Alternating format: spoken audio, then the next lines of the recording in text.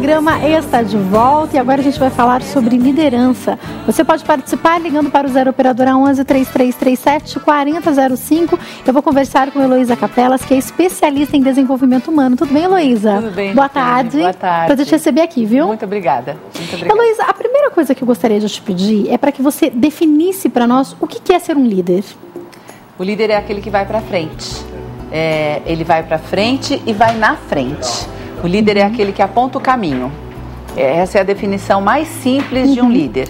Ele está sempre à frente do grupo e ele vai apontando o caminho. Ele é o grande motivador de uma comunidade, de uma população, de um grupo.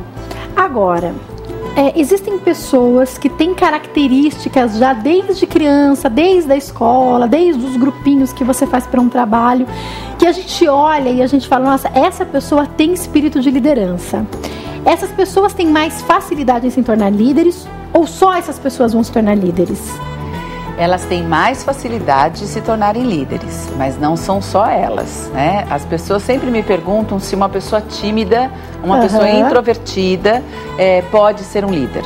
Pode ser um líder. Se aprende a ser líder? Se aprende a ser líder. Quais são as características básicas de liderança?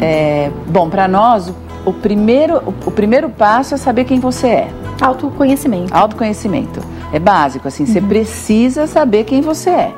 Porque é essa característica que vai te trazer segurança, estabilidade, facilidade da comunicação, competência na negociação, porque o bom líder é aquele que não é o autocrático, não é aquele que manda, é aquele que negocia.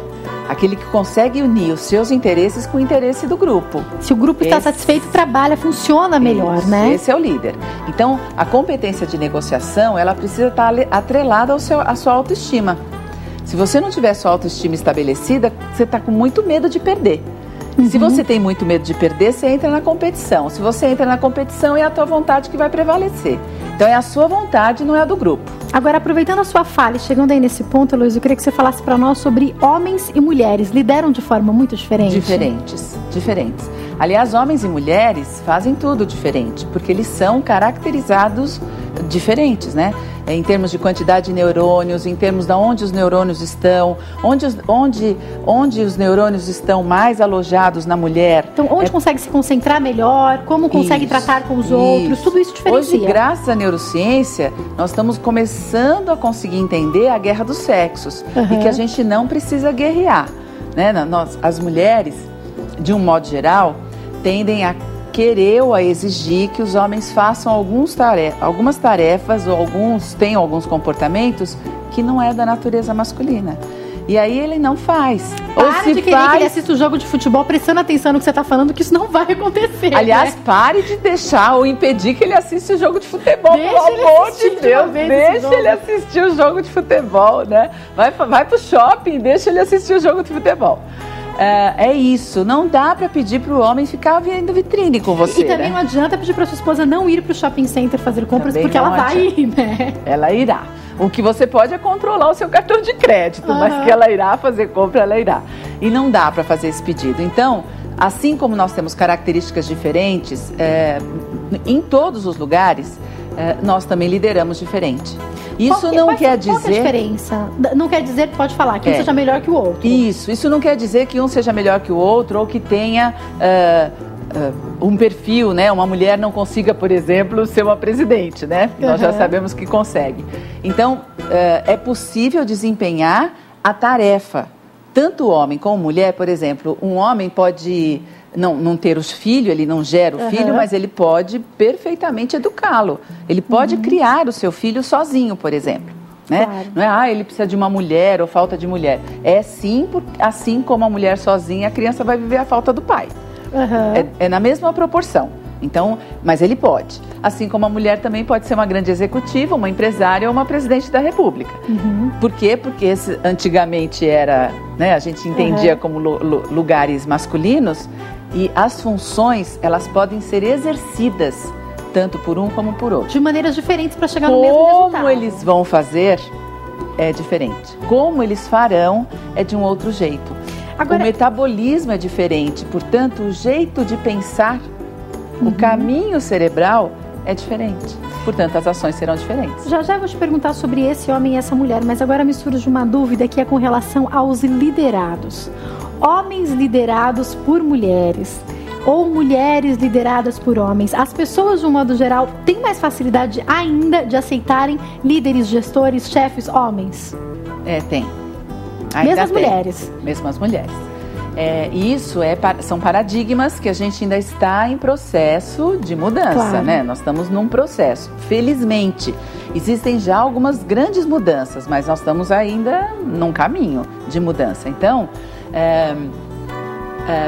sexualmente, né? Por uma questão, não a sexualidade, mas por questão de sexo feminino e masculino, a menina, ela tende a se aproximar muito mais do pai, né?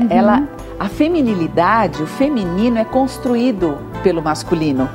O feminino não é construído pelo feminino. Ele é construído pelo olhar do masculino. E aí ela se aproxima do pai para poder ser a menina mesmo, para construir isso. Então, e com a mãe ela compete, porque ela se vê no igual e ela compete. E com o pai ela não precisa competir, ela precisa ser apreciada, vista, reconhecida para se transformar em mulher. Essa é a natureza, é assim que é. Diferente do menino que não precisa ser apreciado pela mãe. Ele se iguala ao pai, ele sabe que ele é o igual, né? A menina não. Portanto, quando ela vai buscar um líder, a tendência dela é buscar o líder masculino. Por quê? Porque ela vai buscar o pai na infância. E provavelmente ela vai competir com uma líder mulher? Vai competir. Vai haver essa competição. Vai competir. Porque ela aprende a competir com a mãe, né? Para se transformar em mulher. Isso é psicanálise pura. São estudos, né? Que as pessoas, muitos estudiosos fizeram para entender o nosso comportamento. Então, empiricamente, as mães que estão aqui nos assistindo vão dizer, é verdade. As mulheres costumam dizer, é mais fácil ter um filho homem. Né? Por quê? Porque o menino não vai competir com a mãe, o menino vai ser mais dócil à mãe, ele vai ser mais carinhoso com a mãe, né? A menina precisa competir até para crescer. O menino vai competir com o pai para poder crescer. Né? É assim que a gente cresce. Na adolescência, nós competimos para nos tornarmos adultos. Eu vou dizer para minha mãe e para meu pai, eu vou ser melhor que você, para eu poder crescer. Eu tenho que brigar com eles, porque senão eu tenho que ficar criança o tempo todo. Agora, Heloísa, baseado em tudo isso que você está falando pra gente, que como você mesma falou, é psicologia, é psicanálise, fica mais difícil uma mulher liderar, então? Ou não necessariamente? Não necessariamente. Eu volto a dizer, tudo vai depender do autoconhecimento.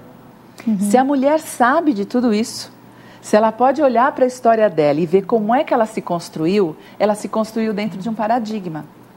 Então, as dificuldades dela estão nesse paradigma, ok? É só mudá-lo.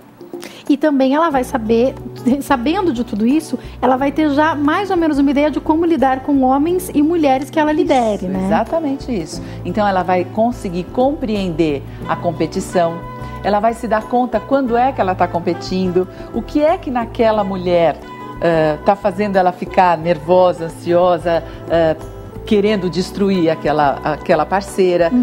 Tudo isso a partir dela, da história dela. Isso com a mulher e também com o homem, porque o homem tende a desvalorizar a mulher, né? Vamos pensar que a gente ainda está na mudança de paradigma, é muito recente. Não vamos fingir que já está tudo igual, que não está, né? Não, é muito recente, até no nosso Código Civil, não ter mais o cabeça do casal. É muito recente, é da nossa geração, mudou agora. Eu não sei quantos anos, mas mudou agora. Então, assim, as coisas precisam acontecer muitas vezes para que a gente mude o nosso conceito. Né? Existe um estudo que os paradigmas mudam em 40 anos. É preciso viver uma geração inteira 40 anos para que a gente fale, tá, não é mais assim.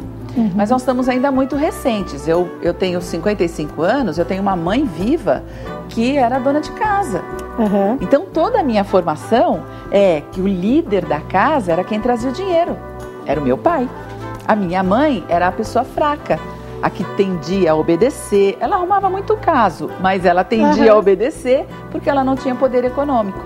Isso é muito recente. né? Foi a minha geração, né? Foi a geração dos anos 50 que começou a mudar isso. Que essa mulher começa a ir para o mercado de trabalho, ainda assim tendo sido criada com um pai que era o líder, o chefe da família, exatamente. Né? Então, se ela não puder fazer essa avaliação para ela vai estar num ambiente de trabalho com mulheres e vai fazer a competição infantil, porque ela não se deu conta. Que tinha lá na escola, Que né? tinha lá na escola.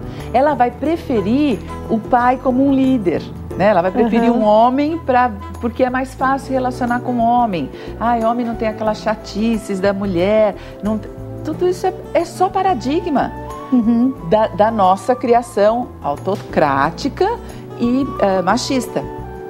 E nós estamos em processo. Então, são os meus filhos? Não, ainda não, né? Talvez os seus netos estejam já mais preparados isso, né? Porque vão ver na infância a divisão de tarefas na casa, né? O pai trabalha, a mãe trabalha, o pai cuida, o pai dá o banho, a mãe dá o banho, o pai vê a lição, a mãe vê a lição. Isso não era na minha casa, por exemplo, né? aproveitando que ela está falando, eu tenho 26 anos. A minha geração ainda é muito misturada. A minha mãe também é dona de casa e o meu pai que trabalha. Mas eu me relaciono com pessoas da minha faixa etária que a mãe já trabalha. Então eu venho de uma geração de pais que já se mesclam, algumas mulheres no mercado de trabalho, outras não. Eu acho que é dessa minha geração pra frente que as coisas começam a mudar um pouco. É isso mesmo. Só que a gente é criada ainda muitas vezes com os pais que lideravam. Então pra gente às vezes é uma contradição ainda, E o nosso né? modelo, né, de liderança, o meu modelo de liderança é o meu pai. Era ele o líder da casa. Então, quando eu vou para o mercado de trabalho, eu mesma, mulher, não me sinto competente o suficiente para liderar. Quando eu tenho que competir ou concorrer com um homem, eu já entro na briga perdendo. Se eu não sei disso, e se eu não posso trabalhar os meus paradigmas, as minhas verdades, se eu não posso contestar as minhas verdades, eu vou desse jeito para o mercado de trabalho. Por isso o autoconhecimento é fundamental, porque me dá autoestima suficiente, conhecimento de mim mesma e das minhas competências, e eu digo, eu e você estamos na briga, do mesmo tamanho. De igual para igual. E que vença o melhor. Agora, e como é que é para o homem com outros homens? O homem tem essa competição com outros homens? E como é que é para o homem com a mulher? Você falou uma coisa que eu acho que é válido a gente falar, que é o homem às vezes desvaloriza essa mulher. Isso. Seja ele líder dela ou seja ele liderado por ela. Como é que é isso? Então, você imagina o meu pai que desclassificava a minha mãe. Por quê? Porque ela não tinha dinheiro. Então, o que ela pedisse era bobeira, era excesso, era exagero. Se ele tinha dinheiro para cumprir com todos os compromissos, estava tudo bem. Se ele não tinha, a primeira coisa que ele cortava era a mesada dela. Né?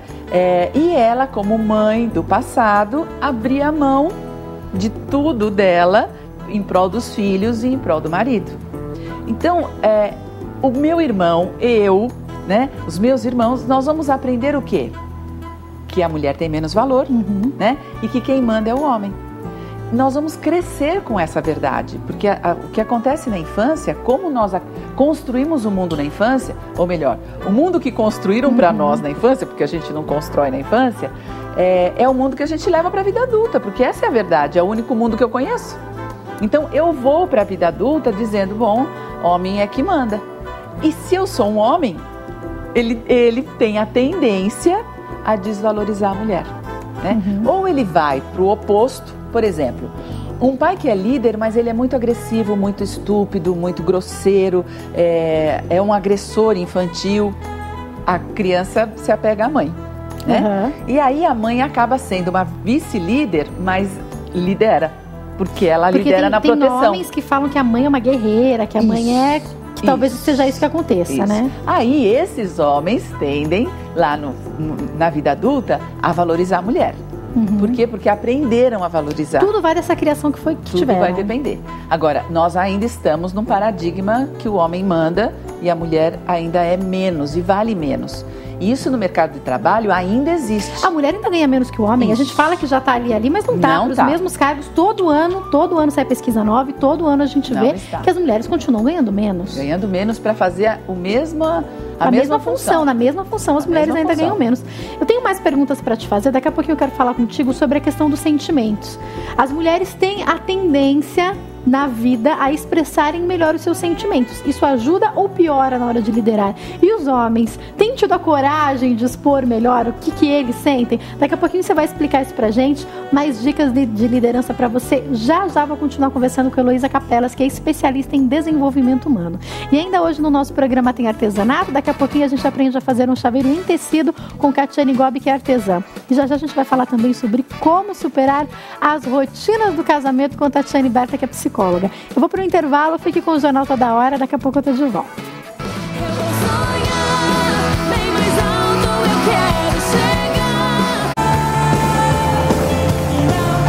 O nosso programa está de volta e nós estamos falando sobre liderança com Heloísa Capelas, que é especialista em desenvolvimento humano e está aqui nos nossos estúdios. Quero continuar conversando contigo, Heloísa, e te perguntando a questão que eu deixei no bloco anterior, que é dos sentimentos. Queria que você falasse um pouco sobre homens e mulheres liderando e essa questão. Bom, então nós vamos voltar de novo nos paradigmas, né? Como a mulher foi considerada por muito tempo menos, ela estava junto com os animais domésticos e as crianças, ela teve liberdade. Embora ela fosse considerada menos, como ela aparecia menos, ela estava sempre atrás da cortina, ela teve liberdade. Portanto, ela pôde crescer expressando os sentimentos. O homem não. O homem era o foco, o homem é que estava no palco, o homem tinha que se controlar. Então, nós fomos aprendendo que homem, né, que é o líder, que é o chefe, que é aquele que comanda, ele precisa ser forte. E quem chora não é forte. Isso é mentira. E a mulher não teria essa necessidade, teoricamente, de ser forte. Isso, porque ela tá lá atrás, né? Ela tá junto com os animais domésticos e as crianças. E aí ela teve liberdade de expressão. Ela foi aprendendo e se conhecendo um pouco mais. Depois, lá na queima dos sutiãs, quando nós viramos a mesa, né, para ganhar nosso espaço, a gente precisou lutar muito, né? Nós precisamos ficar muito valentes. E para ficarmos valentes, a gente já tinha a característica da expressão dos sentimentos. E isso nós usamos a nosso favor. Porque isso nos diferencia, é um dos diferenciais do masculino. Então nós usamos a nosso favor. Além do que, neurologicamente, nós temos mais tendência mesmo e mais facilidade de reconhecer as nossas emoções. Mas tudo é paradigma, tudo é como é que nós fomos evoluindo e nos transformando nas pessoas que somos hoje do século XXI. Nós não nascemos prontos, que a gente tem que ter com isso. Por que eu tô te falando? Eu conheço alguns exemplos de mulheres líderes, eu vou dar dois aqui. Uma é aquela mulher que se transforma em homem, ela é um sargento. E o outro é aquela mulher que às vezes, ela é uma excelente líder, eu conheci já mulheres excelentes líderes, só que elas confundiam muito e expressavam demais o sentimento. Elas misturavam muito o que era pessoal com o que não era. O que era positivo, porque se o funcionário estava passando mal, estava com uma dor de cabeça, ela falava, olha, vai para casa mais cedo, eu entendo que você está passando mal, uma coisa que o chefe homem provavelmente não faria. Só que, por outro lado, ela cobrava sentimento também. Isso não pode ser um problema. Cobrava sentimento? Cobrava que as pessoas também amassem, conversassem, se envolvessem. Então, nós vamos voltar no autoconhecimento. O autoconhecimento vai dar para você a possibilidade de você reconhecer seus sentimentos e expressá-los do jeito que você é, como você achar adequado, sem precisar cobrar do outro que ele faça isso, né? Porque o autoconhecimento justo é aquele que você sabe que você é responsável pelo seu caminho. Só. Né? Então, assim, quem é você ou quem é essa líder para cobrar que ele faça o caminho dele e que ame e que ela pode. Um bom líder não é o que cobra, né? O bom líder é o que motiva. O bom líder é o que mostra as vantagens e as desvantagens. Então, ao invés de cobrar, ela deveria motivar essas pessoas a poder expressar os seus sentimentos. Mas antes de expressar os sentimentos, as pessoas precisam reconhecê-los. Porque eu não posso expressar existe muito mal entendido as mulheres histéricas, as mulheres que dão chilique, as mulheres que, né? Existe uma característica feminina mesmo, né? Se você pegar as meninas e os meninos, as meninas gritam, os meninos não. Então, nas crianças já existe isso, é da característica. Você faz uma brincadeira com meninas, é uma barulheira. Você faz uma brincadeira com os meninos, não. Né? No entanto, eles quebram mais, eles chutam mais, eles batem mais do que as meninas. Tipo de bagunça, né? Isso, do que as meninas. E isso é constituição mesmo, é do sexo, né? É do masculino e do feminino. Então, quando a gente vem, elas já gritam. Já de criança, já tem essa coisa a coisa mais barulhenta. Nós somos mais falantes. As mulheres falam primeiro, normalmente, né? Eu estou dando o geral. E os homens andam primeiro. Isso na constituição neurológica, quando a gente está crescendo. Já é parte nossa. Tem a programação, tem a nossa história de que nós tínhamos mais liberdade de poder expressar do que os meninos. Os meninos iam para a escola, nós não íamos. Os meninos tinham que se comportar, nós não precisávamos. Tudo isso. Quando a gente vai para crescer e querer ser a líder amorosa, então eu me conheço e tudo mais, a gente ainda está misturando os dois papéis. Porque o poder é o masculino que ainda predomina. Quando eu vou para o poder, o meu modelo é o poder masculino. Então eu pego o meu jeito mais amoroso, o meu jeito mais falante, o meu jeito de maior expressão que eu aprendi lá de ancestrais, né? Lá dos meus antepassados, que eu fui autorizada na minha infância, mas eu ainda tenho o modelo masculino. Então eu faço um mix. E aí eu cobro, eu exijo, a amorosidade. Então tem que a gente ainda está confuso. Tem que conseguir equilibrar, a gente ainda tá confuso. Eu tenho menos de um minuto para encerrar, mas eu só queria que você desse uma orientação para a Gelva, que é de Senhor do Bonfim, na Bahia, e ela pergunta, ela fala que ela é professora, os pais dela faleceram e ela foi criada nas casas de parentes. E ela tem dificuldade com liderança hoje, ela tem 2 filhos adolescentes e percebe até dificuldade em liderá-los. Qual é a orientação que você pode dar para ela?